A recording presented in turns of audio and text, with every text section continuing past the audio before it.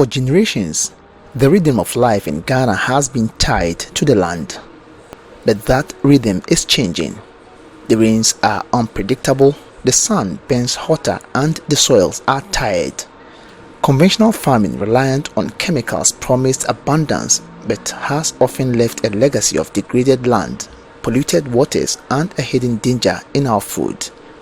And with Ghana experiencing climate change, the question is no longer if, but how we will respond. How do we build farms that can withstand drought and deluge? And how do we grow our food without poisoning our water and air? To answer these critical questions, a unique caravan convened in the heart of Ghana's food basket.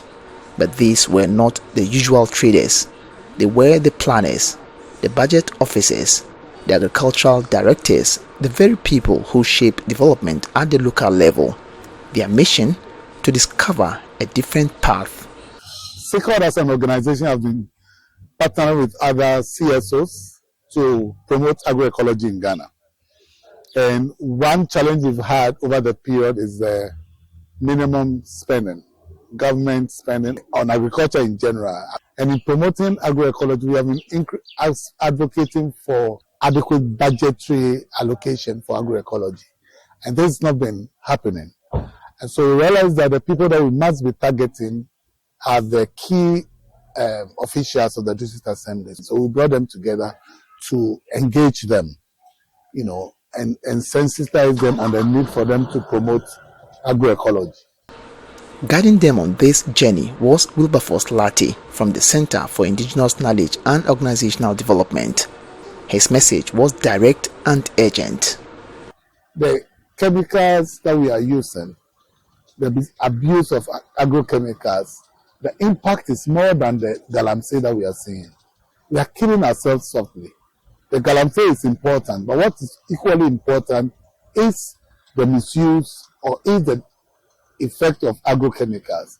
And so we've made them understand the implications for these things and now advocating for them to increase spending, make adequate budgetary allocations for agriculture, especially for agroecology. CIKOD and its partners see industrial agriculture as a false solution. It releases carbon, pollutes water, and makes farmers dependent on expensive external inputs. So what is the alternative? They bring to the table agroecology. It is a solution rooted in wisdom. It promotes regeneration, not extraction, communal ownership, not corporate control, the use of local inputs, not imported chemicals.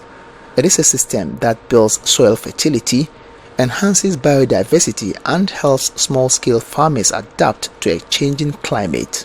We are emitting a lot of fossil fuels into the system. A lot of gas, So the agrochemicals that we are using, or that kind of agriculture, is what is destroying the ozone. And that's why we need to be mindful about the kind of agriculture we are doing. And that's why we are advocating for agroecology. Here, the abstract concept of climate resilience became tangible. It was in the water retaining capacity of the compost-rich soil provided by planting diverse crops and in the confident smile of a farmer who is no longer at the mercy of the chemical market. Agroecology James, the founder of the Sustainable Livelihood Center, took the team through some lessons. In agroecology, we don't use synthetic chemicals. You see, when people's crops are dying in dry season when there are no rains, because of our farming methods like the mulching, the irrigation, all those things, we're able to harvest. Among the participants were youth advocates, the future custodians of this land. We spoke with Patience Ajikum, for whom this was a transformative experience. It's really been a very impactful session for us as young people, really getting to see the practical and the demonstration aspects of agroecology. And then we believe that it will help us, of course, reach out to more farmers in our project areas, share the knowledge, and most importantly, when they are looking for reference, we can bring them to this center or this site for them. And the good thing is the person managing this place is also a young person. And for the decision makers, This was a revelation.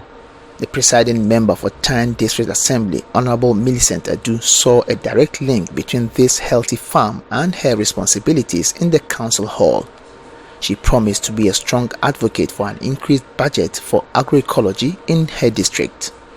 In fact, from where I've gotten to and the exposure I've had, I think it is the best way to go now. We can't do all as an assembly, but we can start from somewhere.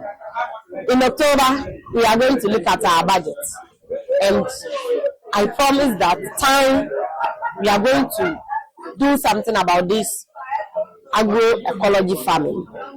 A small something, even if we are able to allocate something small for the initiation of agroecology in my district, I know as time goes on, we are going to improve upon it, and people will be benefiting from it. With inspiration came a new sense of purpose. The conversation shifted from what is agroecology to how do we make it happen. In Ghana's decentralized system, the district assemblies are the engines of change. For agroecology to thrive, it must be woven into the very fabric of their plans and budgets. We heard from Ahmed Inusa Isifu, the Director of Agriculture for Nkranza North, on why this multi-departmental approach is so vital. Assembly, because they don't understand the budget of state, that's why they are brought down here, because they don't allocate any better funding for that. So now they have brought to understand that they have to capture some sizable budget for this particular agroecology movement motive. And then now all of them are now saying that, oh, when we go, at least we'll make sure that we allocate something, we'll budget for that, and then in the near future, we can be able to get a small funding and actually spearhead the agroecology movement and whatever it stands for. And from the front lines of innovation, Okpagbojo James issued a powerful call for commitment, something beyond the traditional talk. For me, I think that the talk about agroecology is too much. People talk so much about agroecology, yet they don't have products or produce from agroecology. That is why for me, I think that engaging the youth and letting them see produce or products from agroecology is very key. If you want the case to young guys to have interest in agroecology, they need to produce agroecological products and show them that agroecology is workable or doable or is profitable.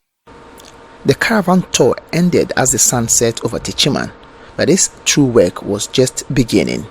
A seed of knowledge had been planted, a seed of collaboration between farmers, advocates, and officials. This is the Caravan of Hope. It travels from the National Policy Dialogues in Accra to the council halls of Tyne, Nkranza, and Techiman.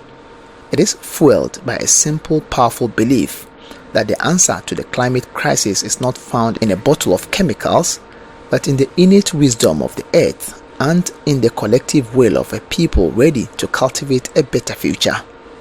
A future that is resilient, sovereign, and green. Reporting for Joy News, Anas Sabit, Techiman.